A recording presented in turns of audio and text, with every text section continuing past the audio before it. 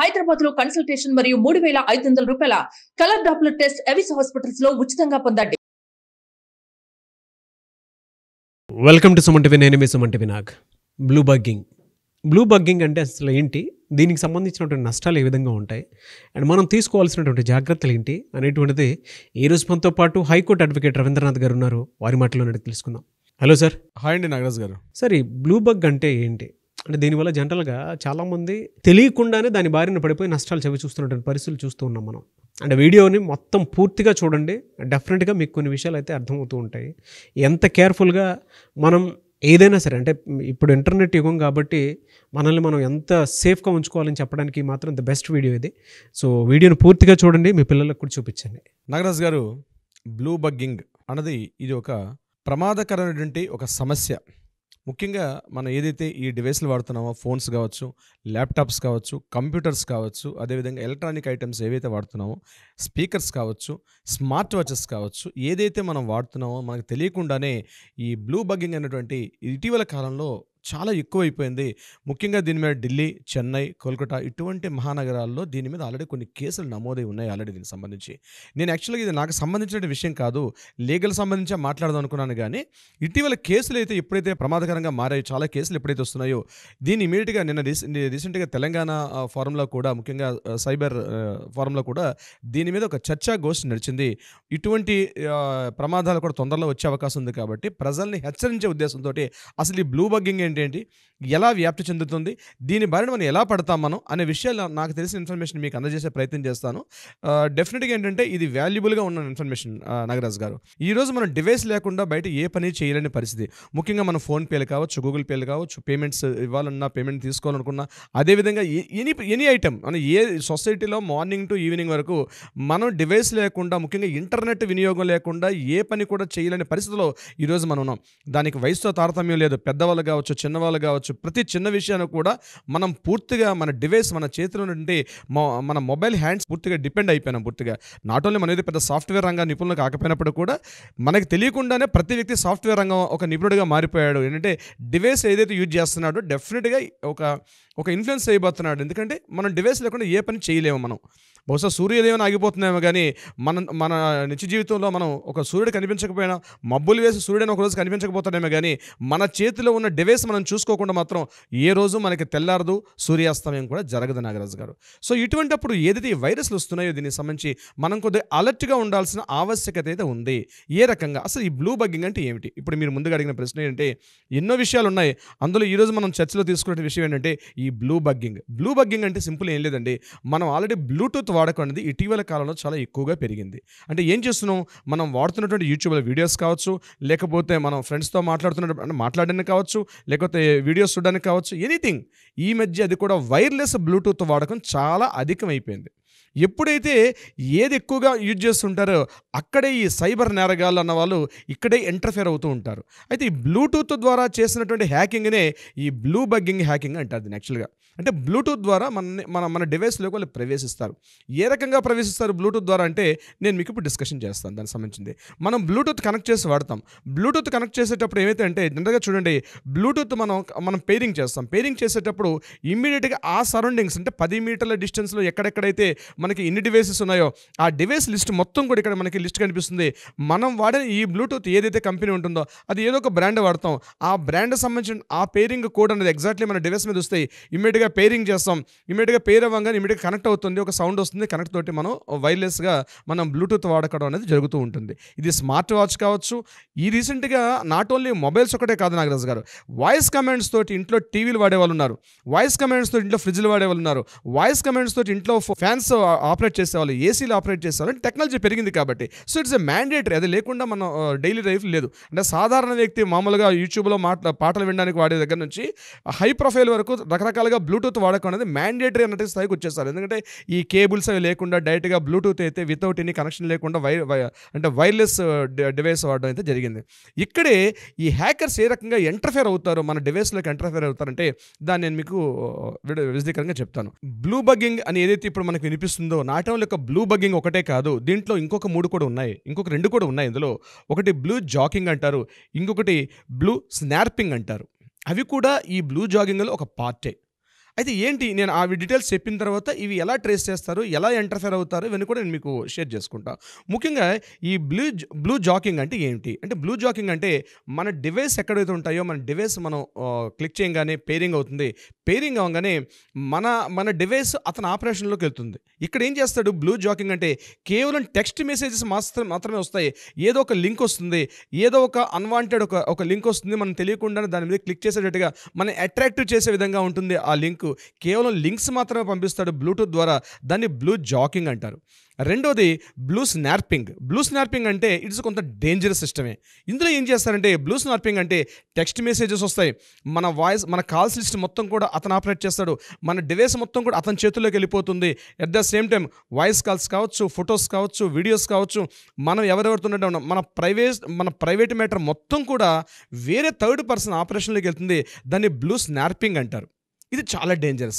So దీనికన్నా ఇంకా dangerous ఏంటంటే బ్లూ బగ్గింగ్. ఈ బ్లూ బగ్గింగ్లు ఏం చేస్తారంటే, ఇక్కడ కూడా బ్లూ స్నార్పింగ్ లాగే టోటల్ యాక్టివిటీ మొత్తం కూడా తన చేతుల్లోకి వెళ్ళిపోతుంది, కానీ అతను ఎప్పుడు కావాలనుకుంటే అప్పుడు ఆపరేట్ చేయగలుగుతాడు.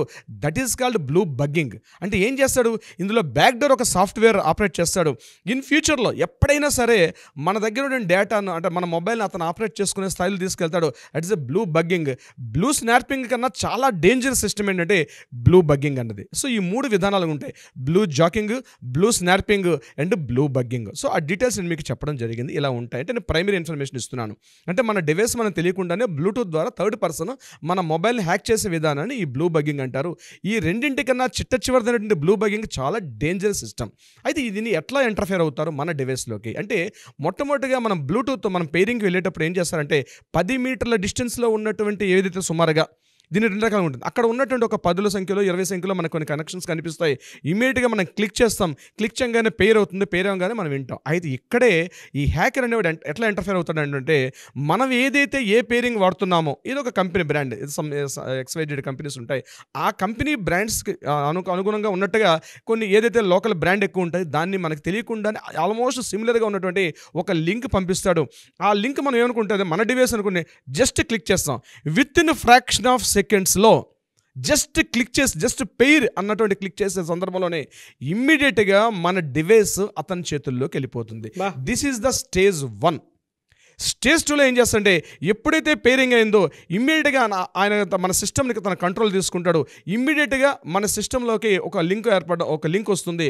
మనకు తెలియకుండా ఆ లింక్ మనం క్లిక్ చేయకపోయినా ఇమ్మీడియట్గా ఒక మాల్వేర్ పంపిస్తాడు. ఆ సాఫ్ట్వేర్ ద్వారా కొన్ని సాఫ్ట్వేర్స్, కొన్ని ప్రత్యేక హార్డ్వేర్ పరికరాల ద్వారా ఎప్పుడైతే పేరులోకి తీసుకున్నాడో ఇమ్మీడియట్గా అక్కడ మన సాఫ్ట్వేర్ మొత్తం ఆయన సాఫ్ట్వేర్ ఇన్స్టాల్ చేస్తాడు.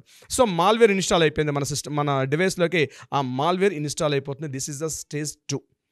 స్టేజ్ 3లో ఏం చేస్తాడంటే, ఎప్పుడైతే మాల్వేర్ ఇన్స్టాల్ అయిందో ఇమీడియట్గా మన ఒక డేటాని ఇమీడియట్గా అతను డీకోడ్ చేసుకుంటాడు. మన డేటా మొత్తం, అందులో కాంటాక్ట్ లిస్ట్ కావచ్చు, ఫొటోస్ కావచ్చు, వీడియోస్ కావచ్చు, ఇట్లాంటివన్నీ కూడా మనకు తెలియకుండానే అతని ఆపరేషన్లోకి వెళ్ళిపోతుంది. మన కమాండెస్ ఇస్తుంటాం కానీ మన కమాండెస్ పనిచేయవు. అతని ఆపరేషన్ మనకు తెలియకుండానే మన దీనికి ఎలా తెలుస్తుందంటే, ఇమీడియట్గా చూసేసరికి టక లింక్ అయిపోతుంటాయి. అక్కడ మనకేం అర్థం కాదు, పైనుంచి యారో మార్క్ వస్తుంది. ఆ యారో మార్క్లో ఏవో కొన్ని సాఫ్ట్వేర్లు డౌన్లోడ్ అవుతుంటాయి, మనకు తెలియదు. ఇట్స్ ఫ్రాక్షన్ ఆఫ్ కొన్ని మినిట్స్లోనే మన డివైస్ అతని యొక్క చేతుల్లోకి వెళ్ళిపోతుంది. ఇది 3rd స్టేజ్. 4th స్టేజ్ ఏం చేస్తాడు, ఇమ్మీడియట్గా బ్యాక్ డోర్ అన్నటువంటి ఒక ఆప్షన్ ఇమ్మీడియట్గా పంపిస్తాడు. అంటే ఏంటి, ఇట్స్ కంప్లీట్గా మీరు పూర్తిగా మీ డివైస్ అతని చేతుల్లోకి వెళ్ళిపోయిన పరిస్థితి. That is called back door. అంటే ఒక సాఫ్ట్వేర్ ఇన్స్టాల్ చేయగలుగుతాడు ఆయన అక్కడి నుంచి. చేసేటప్పుడు ఎలా ఉంటుంది, టోటల్గా మీ డివైస్ ఇన్ ఫ్యూచర్లో కూడా, ఇప్పుడు ఇమీడియట్గా కాకపోయినా ఇన్ ఫ్యూచర్లో కూడా చేసే విధానంగా మేము మొత్తం డివైస్ని తన హ్యాండ్ఓవర్లో పెట్టుకుంటాడు. దీనికి సంబంధించినటువంటి ఆ సాఫ్ట్వేర్స్, బ్యాక్డోర్ సాఫ్ట్వేర్స్ పంపించడం వల్ల.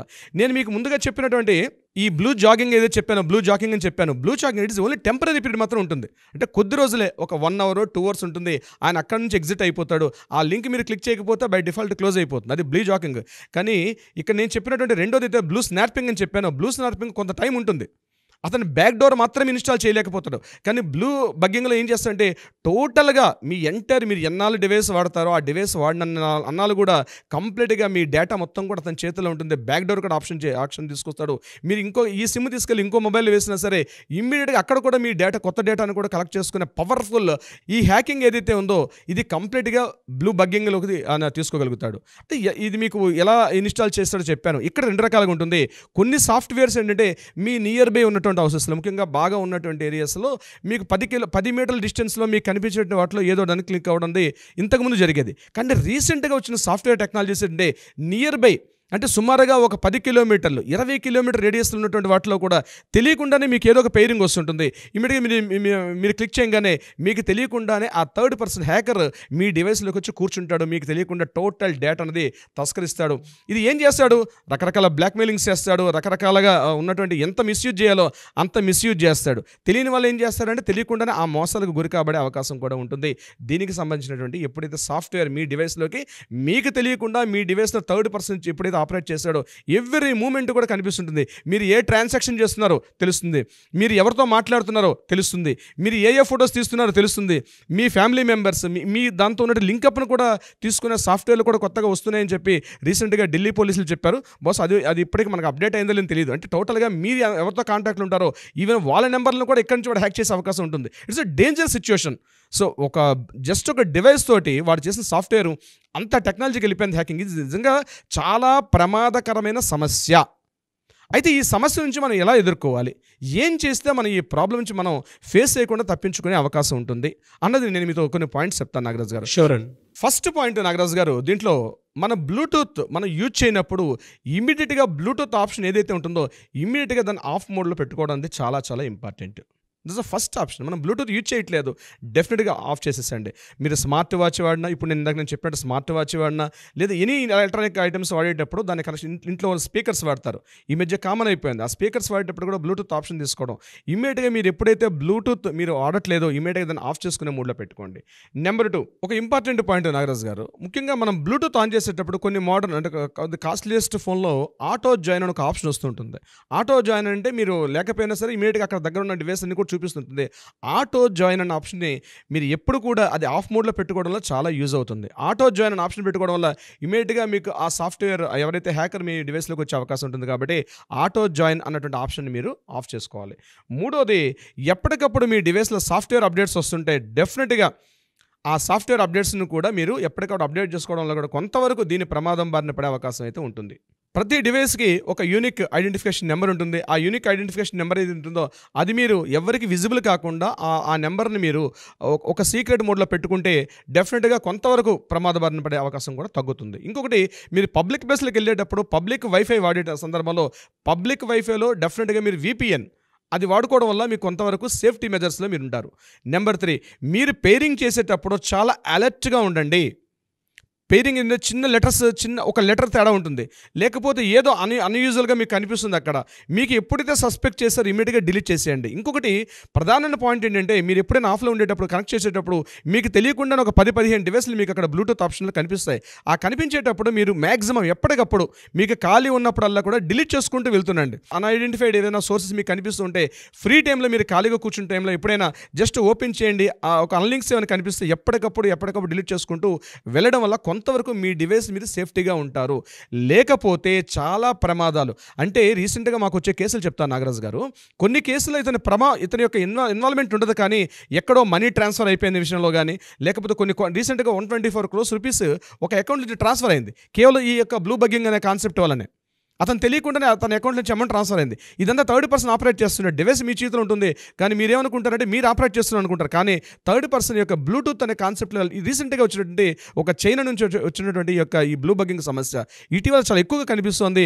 బహుశా ఇప్పటికీ ఈ వీడియో చూసినటువంటి వాళ్ళు అట్లీస్ట్ తమ డివైస్ వాడుకునేటప్పుడు నువ్వు వాడొద్దని చెప్పడం కరెక్ట్ కాదు. ఎలక్ట్రానిక్ పరికరాలు వాడకపోతే మనం డైలీ లైఫ్లో మనం ముందుకు వెళ్ళలేం, డెఫినెట్గా వాడాలి. కానీ బీ అలర్ట్.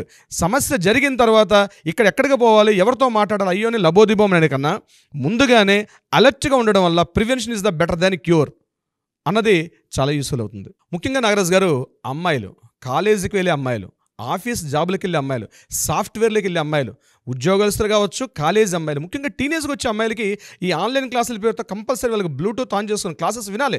కంపల్సరీ ఆన్లైన్లో వస్తున్నాయి. ఎవ్రీ సాటర్డేనో సండేనో ఆఫ్లైన్ క్లాసులు ఉన్నప్పుడు కూడా ఆన్లైన్ క్లాసులు వస్తున్నాయి. వాళ్ళు బ్లూటూత్ వినియోగం కంపల్సరీ చేస్తున్నారు.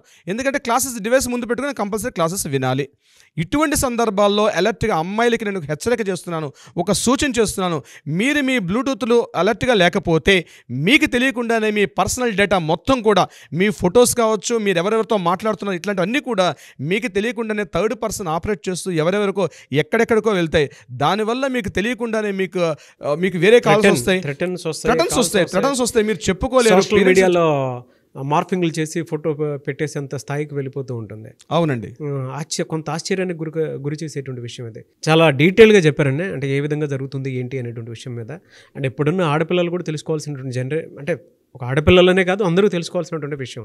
సరే, ఈ డేటా ఎక్స్చేంజ్ వల్ల చాలామంది దెబ్బలు తిన్నటువంటి వాళ్ళు ఉన్నారు. ఇప్పటికీ బయట చెప్పుకోలేకుండా, గుడి చప్పుడు కాకుండా, అరే ఇలా ఎందుకు జరిగింది ఎవరితో చెప్పుకుందాం అనుకుంటే ఇబ్బంది పడేటువంటి చాలామంది ఉన్నారు. సో అటువంటి వాళ్ళకి మనం ఒక వేదికగా మారదామని నేను అనుకుంటున్నాను. సో మిమ్మల్ని అప్రోచ్ అవ్వచ్చా లీగల్గా? నాగరాజు గారు, ఇట్లాంటి జనరల్గా ఇట్లాంటి ఇష్యూస్ వస్తుంటాయి కాబట్టి నేనేంటంటే ముందుగా చెప్పినట్టుగా prevention is the better than cure. So సమస్య రాకుండానే ముందుగా మనం అలర్ట్గా ఉండడం వల్ల, మనం వాడుతున్న డివైసెస్కి అలర్ట్గా ఉండడం వల్ల ఈ యొక్క ప్రమాదాల బారిన పడకుండా ఉండే అవకాశం ఉంటుంది. ఎవరైనా అట్లాంటివైనా ప్రమాదాల బారిన పడి ఉన్నటువంటి సందర్భాలు అయితే డెఫినెట్గా న్యాయ సలహా సంప్రదింపులకి మన కింద డిస్ప్లే అవుతున్న నెంబర్ కాంటాక్ట్ చేయగలిగితే డెఫినెట్గా వాళ్ళకి లీగల్గా ఎంతవరకు ప్రొటెక్షన్ కావాలి, ఏ రకమైన సహాయాన్ని అందించాలి, లీగల్గా న్యాయపరంగా ఏమి ఇవ్వగలుగుతాం, డెఫినెట్గా మన టీం అది చేస్తుంది. నాగరాజు గారు, డెఫినెట్గా అండి. ఎనీవేస్ థ్యాంక్ యూ అండి. Thank you so much Ravindranath garu. Thank you so much Nagaraju garu. చూశారు కదండి వీడియో. ఈ వీడియోపై మీ అభిప్రాయాన్ని కమెంట్ బాక్స్లో పోస్ట్ చేయండి. అండ్ ముఖ్యంగా చాలా సీరియస్గా తీసుకోండి. కొంతమంది వీడియోని చివరి వరకు చూడరు కాబట్టి చెప్తున్నాను. బ్లూ బగ్గింగ్ అనేది అతిపెద్ద స్కాము. దానికి సంబంధించినటువంటి వాటిల్లో ఇవాళ కుటుంబం మొత్తం వాళ్ళ పర్సనల్ డేటాని బయట వేరే వాళ్ళ చేతిలోకి వెళ్ళిపోయి బ్లాక్మెయిల్కి గురైనటువంటి సందర్భాలు కూడా చాలా ఉన్నాయి. దయచేసి మీరు గమనించి, ఒకవేళ మీకు ఆ విధంగా కనుక అనిపించినట్లయితే, లేదు అనుకుంటే పర్సనల్గా మీరు కనుక ఎటువంటి వాటిల్లో ఇబ్బంది పడి మీ డేటా వేరే వాళ్ళ దగ్గరికి వెళ్ళిపోయి మిమ్మల్ని బ్లాక్మెయిల్ చేసేటువంటి పరిస్థితి కనుక జరుగుతున్నట్లయితే, స్క్రీన్ మీద మీకు హైకోర్టు అడ్వకేట్ రవీంద్రనాథ్ గారి కాంటాక్ట్ నెంబర్ కనిపిస్తుంది. దాన్ని మీరు కాల్ ఆర్ మెసేజ్ వాట్సాప్ చేసినా సరే మీరు అపాయింట్మెంట్ బుక్ చేసుకోవచ్చు. అండ్ ఈ వీడియో లైక్ చేయండి, షేర్ మాత్రం తప్పకుండా చేయండి. ఇలాంటి మరిన్ని వీడియోస్ కోసం మా ఛానల్ ఫాలో అవ్వండి. Thank you.